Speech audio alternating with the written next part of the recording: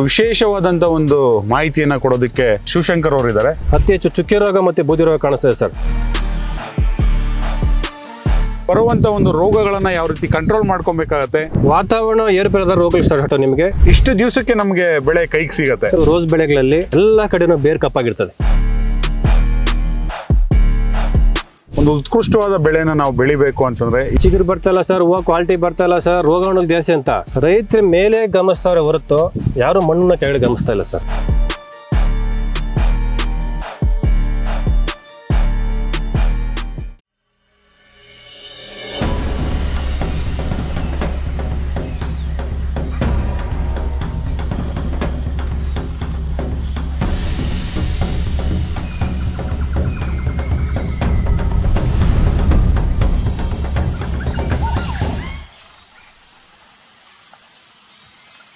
ನಮಸ್ಕಾರ ರೈತ ಬಂದವರೇ, ಇವತ್ತು ನಿಮಗೆ ಒಂದು ವಿಶೇಷವಾದಂಥ ಒಂದು ಮಾಹಿತಿಯನ್ನು ಕೊಡೋದಕ್ಕೆ ನಮ್ಮ ಜೊತೆಗೆ ನಮ್ಮ SRO ಆದಂಥ ಶಿವಶಂಕರ್ ಅವರು ಇದ್ದಾರೆ.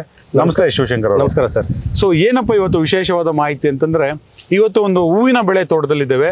ಸೊ ಇದು ಯಾವ ವೆರೈಟಿ ಮತ್ತು ಈ ತೋಟನ ಯಾವ ರೀತಿ ನಿರ್ವಹಣೆ ಮಾಡಬೇಕಾಗ್ತದೆ, ಸೊ ಇದರಲ್ಲಿ ಬರುವಂಥ ಒಂದು ರೋಗಗಳನ್ನು ಯಾವ ರೀತಿ ಕಂಟ್ರೋಲ್ ಮಾಡ್ಕೊಬೇಕಾಗತ್ತೆ, ಭಾಳಷ್ಟು ಉತ್ಕೃಷ್ಟವಾಗಿ ಯಾವ ರೀತಿ ಬೆಳೆಯನ್ನು ಬೆಳಿಬೋದು ಅನ್ನೋಂಥದ್ದನ್ನ ನಮ್ಮ SRO ಶಿವಶಂಕರ್ ಅವ್ರ ಬಳಿ ನಾವು ತಿಳ್ಕೊಳ್ಳೋಣ.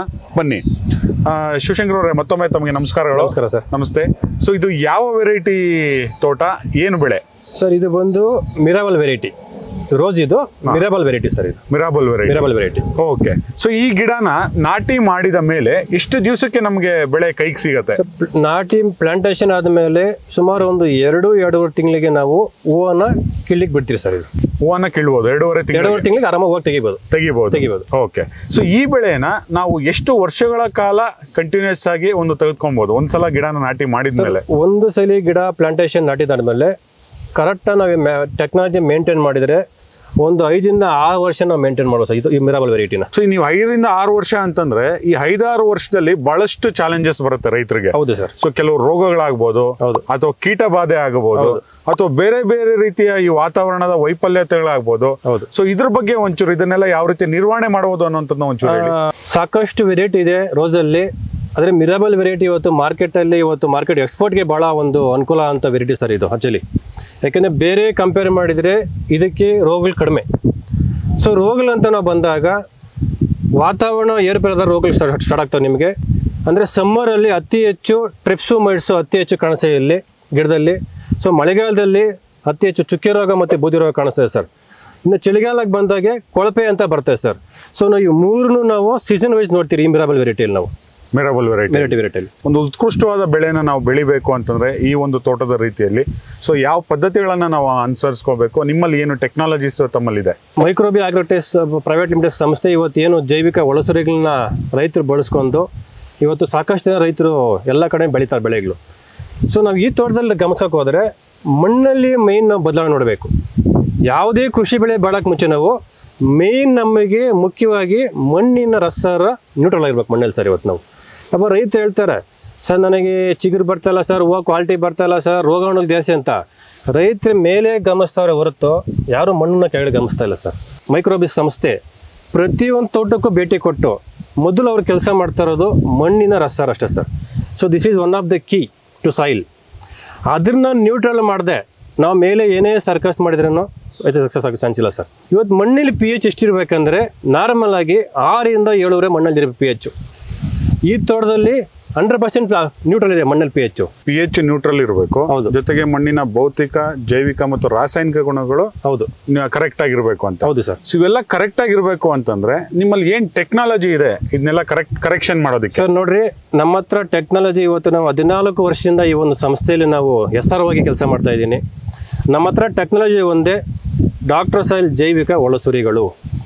ಮಣ್ಣಿಗೆ ಹಾಕಿದ ತಕ್ಷಣವೇ ಮಣ್ಣಲ್ಲಿ ಕೋಟೆಯನ್ನು ಕೊಟ್ಟು ಸೂಕ್ಷ್ಮಾಣುಜೀವಿ ಉಂಟಾಗ್ತದೆ, pH ನ್ಯೂಟ್ರಲ್ ಮಾಡ್ತದೆ ಡಾಕ್ಟರ್ ಸಾಯಿಲ್. ಇವತ್ತು ಎಲ್ಲ ಕಡೆ ನಾವು ಸರ್ವೆ ಮಾಡ್ತಾ ಇದ್ದೀರಿ. ಈ ಒಂದು ರೋಸ್ ಬೆಳೆಗಳಲ್ಲಿ ಎಲ್ಲ ಕಡೆನೂ ಬೇರ್ ಕಪ್ಪಾಗಿರ್ತದೆ. ಹೌದು. ಒಂದು ಸೀಸನ್ ಬೇರ್ ಕಪ್ಪಾಯ್ತಂದ್ರೆ ಮಣ್ಣಲ್ಲಿ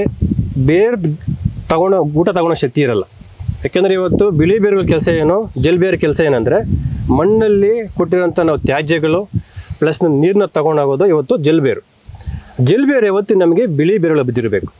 ಸೊ ಅಲ್ಲಿ ಮಣ್ಣಲ್ಲಿ ಬಿಳಿ ಬೇರು ಬಿದ್ದಿರಬೇಕಂದ್ರೆ ನಮ್ಮ ಭೂಮಿಯಲ್ಲಿ ಸೊ ಒಂದು ಸೂಕ್ಷ್ಮಜೀವಿ ಇರಬೇಕು, ಮೈಸೀಲಿಯಂ ಫಂಗೈ ಅಂತ ಸರ್. ಹೌದು. ಸೊ ಇದು ಮುಖ್ಯವಾಗಿ ನಾವು ಅಲ್ಲಿ ಮಾತಾಡ್ಬೇಕು ಮಣ್ಣು ಬಗ್ಗೆ, ಅಲ್ಲಿ ಬೇರೆ ಬಗ್ಗೆ. ಸೊ ಅದೊಂದು ಉಪಕಾರಿ ಸೂಕ್ಷ್ಮಜೀವಿ. ಸೊ ಉಪಕಾರಿ ಸೂಕ್ಷ್ಮಜೀವಿ ಮಣ್ಣಲ್ಲಿಲ್ಲ ಅಂದಮೇಲೆ ಅಪಕಾರ ಸೂಕ್ಷ್ಮ ಉಂಟಾಗ್ತದೆ. ತಾವು ಹೇಳೋದ್ ಲೆಕ್ಕ ನೋಡಿದ್ರೆ ನಮ್ಮ ಡಾಕ್ಟರ್ ಸಾಯಿಲ್ ಜೈವಿಕ ಒಳಸುರಿಗಳನ್ನ ಇಲ್ಲಿ ಕೊಟ್ಟ ಮೇಲೆ ಆ ರೀತಿ ಬದಲಾವಣೆ ಆದ್ಮೇಲೆ ಗಿಡಕ್ಕೆ ರೋಗ ನಿರೋಧಕ ಶಕ್ತಿ ಹೆಚ್ಚಾಗತ್ತೆ ಅಂತ. 100% ಸರ್. ಓಕೆ ಶಿವಶಂಕರ್ ಅವರೇ, ಇದೇ ರೀತಿ ಮಾಹಿತಿಯನ್ನ ಬಹಳಷ್ಟು ಜನ ರೈತರು ಅವ್ರ ತೋಟಕ್ಕೆ ಬಂದು ಬೇಕು ಅಂತ ಕೇಳ್ತಾ ಇರ್ತಾರೆ. ಹೌದು. ಸೊ ಅಂತವ್ರಿಗೆ ತಮ್ಮ ಒಂದು ಸಂಪರ್ಕದ ನಂಬರ್ ಅನ್ನ ಕೊಟ್ರೆ ಖಂಡಿತ ಅವ್ರಿಗೂ ಸಹ ಬಹಳಷ್ಟು ಅನುಕೂಲ ಆಗ್ತದೆ. ನೋಡಿ, ಏನು ಇವತ್ತು ನಾವು ಇಲ್ಲಿ ಮಾಡ್ತಾ ಇದ್ರೆ ಇದು ಪ್ರಾಕ್ಟಿಕಲ್. ನಾವೇ ಥಿಯರಿ ಮಾತಾಡ್ತಾ ಇಲ್ಲ, ಪ್ರಾಕ್ಟಿಕಲ್ ಆಗಿ ಮಾತಾಡ್ತಾ ಇದೀವಿ ನಾವು.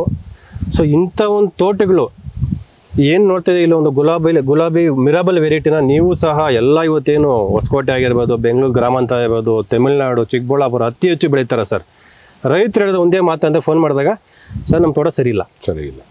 ಸರಿ ಮಾಡಲಿಕ್ಕೆ ಇವತ್ತು ನಾವು ನಿಮ್ಮ ಜೊತೆ ನಿರಂತರವಾಗಿರ್ತೀರಿ. ಯಾಕಂದರೆ ಇವತ್ತು ಈ ಒಂದು ಮೈಕ್ರೋಬಿಸ್ ಸಂಸ್ಥೆ ಪ್ರತಿಯೊಂದು ತಾಲೂಕಲ್ಲಿ ಒಂದು ಹೆಸರನ್ನು ಅಪಾಯಿಂಟ್ ಮಾಡಿದ್ದಾರೆ. ಪ್ರತಿಯೊಂದು ತೋಟಕ್ಕೂ ಹೋಗ್ತಾರೆ, pH ಚೆಕ್ ಮಾಡ್ತಾರೆ. ಮೊದಲು pH ಚೆಕ್ ಮಾಡಿದ್ರೆ pH ನ ನ್ಯೂಟ್ರಲ್ ಮಾಡುವಂಥ ಒಂದು ಟೆಕ್ನಾಲಜಿ ಇವತ್ತು ನಮ್ಮ ಸಂಸ್ಥೆಯಲ್ಲಿದೆ ಮೇಯ್ನು. ಹೌದು. ಸೊ ಈ ಥರ ರೈತರು ಎಲ್ಲ ಕಡೆ ಒಂದು ತೋಟಕ್ಕೆ ಬರಬೇಕು, ನಿಮ್ಮ ತೋಟಕ್ಕೆ ನೇರವಾಗಿ ಭೇಟಿ ಮಾಡಬೇಕು. ನಿಮ್ಮದು ಈ ಥರ ತೋಟ ಸಕ್ಸಸ್ಫುಲ್ ಆಗಬೇಕು, ನಾವು ಚೆನ್ನಾಗಿ ಬೆಳಿಬೇಕು, ಯಶಸ್ವಿ ರೈತರಾಗಬೇಕಾದ್ರೆ ನನ್ನ ನಂಬರ್ ಹೇಳ್ತೀನಿ, ರೈತ ಬಂದರೆ ನೀವು ನೋಟ್ ಮಾಡ್ಕೊಬೋದು. 7760653993. ನಾನು ಮತ್ತೊಮ್ಮೆ ಹೇಳ್ತೀನಿ, 7760653993. ನನ್ನ ಹೆಸರು ಶಿವಶಂಕರ್ ಅಂತ.